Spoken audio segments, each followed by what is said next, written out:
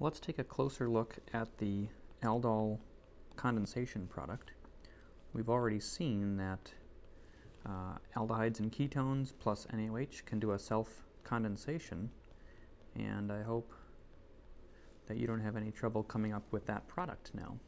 And of course we make some water. We're not going to worry about that much right now. We could draw some resonance of this compound though, so let's go ahead and do that.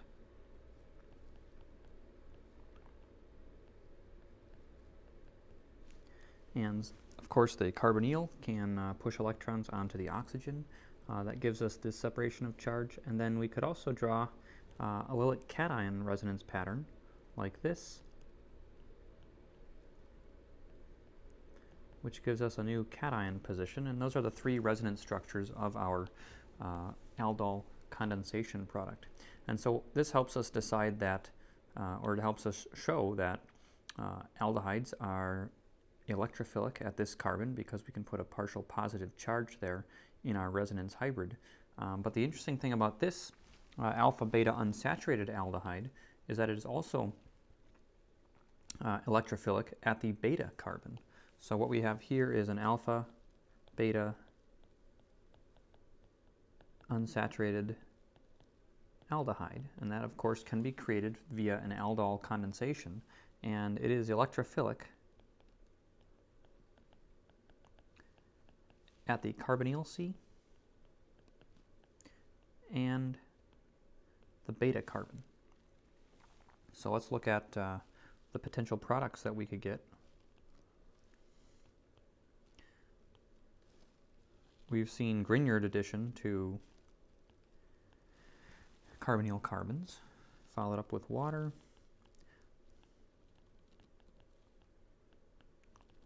Grignard reagents will add to the carbonyl.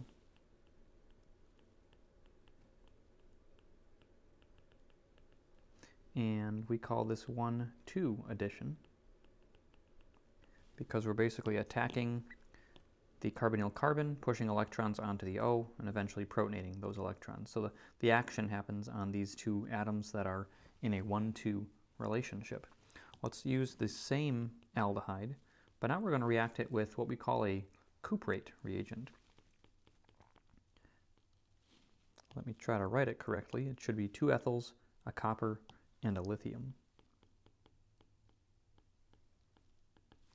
So this is called a cuprate. And it is also followed by water. And it delivers ethyl anions just like the Grignard did in the previous example. And so let's look at what the product would be here. Here we're not going to affect the carbonyl. We're going to add our ethyl anion to the beta position.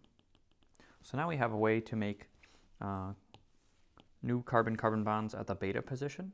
And of course, we made new carbon-carbon bonds at the alpha position up here at the beginning with our aldol condensation.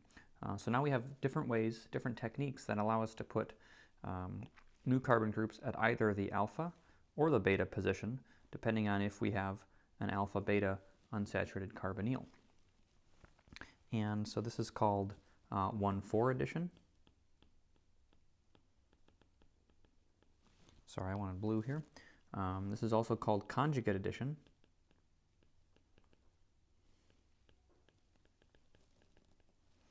And we've added to the beta carbon.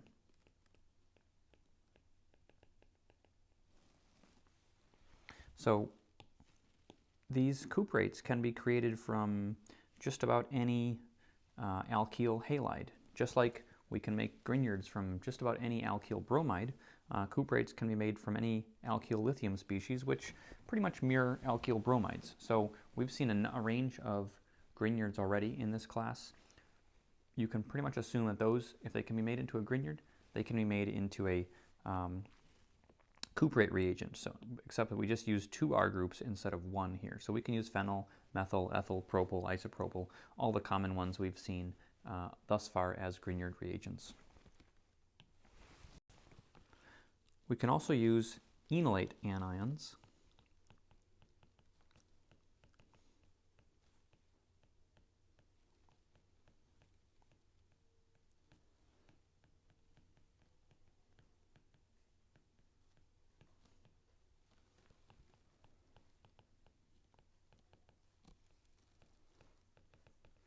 So enolate anions make good nucleophiles for conjugate addition. So if we start off taking this stabilized enolate, we're going to create a negative charge here. We've seen this before using KOH. The second step might be adding the same alpha-beta unsaturated aldehyde that we've seen on the previous slide. Follow that up with H3O+. This is what we're going to get. Here's our starting material, diketone.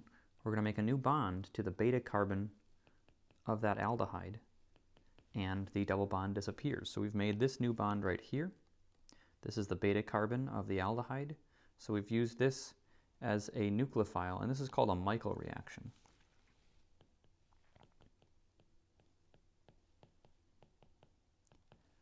Named after the scientist who developed it. And the Michael reaction uses a stabilized enolate.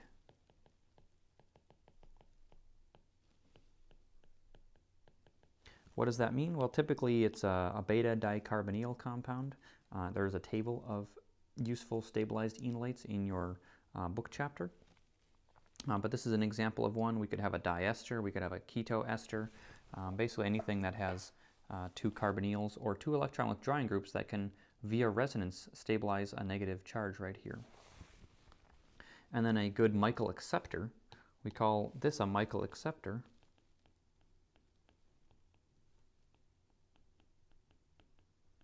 Is the unsaturated carbonyl species, and we can basically use almost any unsaturated carbonyl species. It could be an aldehyde, it could be a ketone, could be an ester.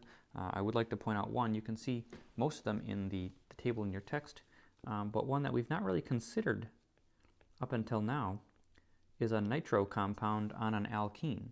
And you can see how via resonance we can show that the end carbon of that alkene is positively charged.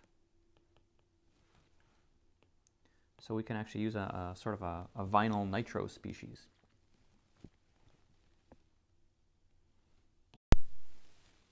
So what happens if we want to use a less stabilized enolate? What if our goal is to take this molecule, deprotonate it,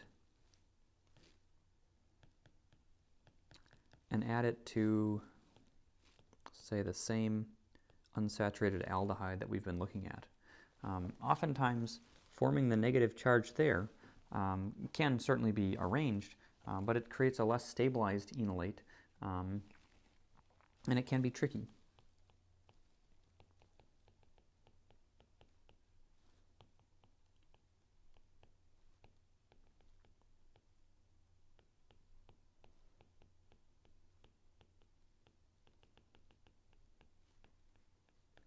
So we need to find a different way to do this. So the first way we were proposing was LDA followed by the Michael acceptor followed by mild acid workup. But this enolate that I've shown is not well stabilized, right? It doesn't have both carbonyls present. So this just doesn't work as well. Let's look at another option. What if we turn the ketone or the aldehyde into an enamine? And we learned how to do that in a previous chapter.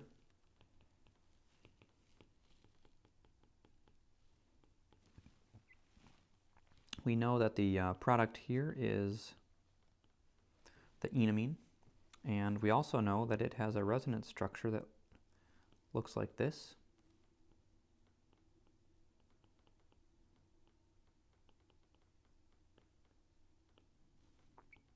Which means it is nucleophilic at this carbon, much like an enolate. So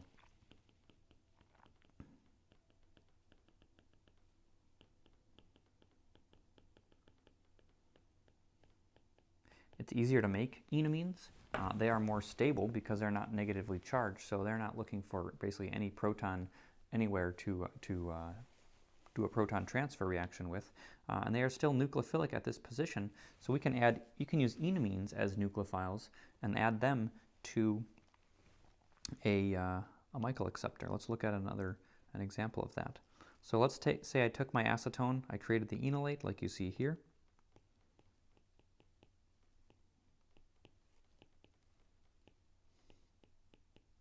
Here's the alpha-beta unsaturated aldehyde. And I can mix these together, and essentially by drawing the first two arrows of the resonance structure of my enamine, I can start a 4-arrow mechanism, 4-arrow push, which gets me to this structure. And as I've been saying in class, it is easy to lose track of carbons here, so let's try not to do that. I'll number 7 carbons like that. And my first 3 carbons are right here. I know that the 3rd carbon made a bond to the 5th carbon, 6, 7, and that's where my negative oxygen will be. So I know I made a bond from 3 to 5. And if you're following along, you'll see that I'm missing carbon 4, and that is still attached to 5. It is still a methyl group, so I'll put it right there, and I will label it. And then I also need to show the CN double bond at carbon number 2, and the quaternary, or at least the nitrogen cation, because I've formed 4 bonds to that nitrogen. And this is then, there we are. This would then be the intermediate, and I can react that with mild acid to end up with this product. And you can see that the mild acid has hydrolyzed the enamine, just like we learned about in the aldehyde and ketone chapter. So we can hydrolyze the enamine by adding water and acid, cleaving that CN double bond, reforming the carbonyl that used to be there up here before we made the enamine. And of course, this enolate gets protonated and tautomerizes to the aldehyde under these mild acid conditions. So 2 things are happening here. The enamine, or in this case the iminium cation, is being hydrolyzed back to the ketone, and the enolate is being protonated to form the aldehyde. So the end result is that I've made this bond right here, just like I wanted to, up at the top reaction. And I know some of you were saying, what the heck happened to the original ketone? There it is, sorry about that. But you can see that this product here is the same as this one now that I've fixed it, except that this enolate does not participate in Michael reactions very well because it is just less stable than the stabilized enolates we saw on the previous slide, or it's less stable than this neutral enamine. So if you want to perform a Michael addition using essentially a ketone or carbonyl species that only has 1 ketone, first form the enamine from that ketone or aldehyde, then mix it with your Michael acceptor to make your new bond. This does have a name. It was named after Stork, who discovered the reaction and studied it. So it's called the Stork enamine synthesis.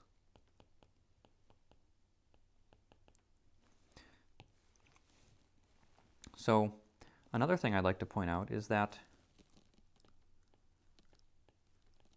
these are different numbers here. So actually let me use purple so that you recognize that they are different. I'm going to use green actually. Different numbering scheme. All I want to point out here is that we've made a 1,5-dicarbonyl species. That is the product of a Michael addition. So if you ever see as your synthetic target in a synthesis problem a 1,5-dicarbonyl species, you should be thinking about the possibility of doing some sort of Michael addition, and most likely, unless you can tell that the nucleophilic carbonyl portion is very stabilized. In this case, it is not. The nucleophilic portion comes from carbons 1 and 2. We know that because, well, it has to come from one of these two. Neither of them have 2 carbonyls attached to them. So either one is going to be relatively unstable. And so that means that you should be thinking about the Stork enamine synthesis if you are faced with synthesizing a 1,5-dicarbonyl species. Let's take a look at a few examples on the next slide.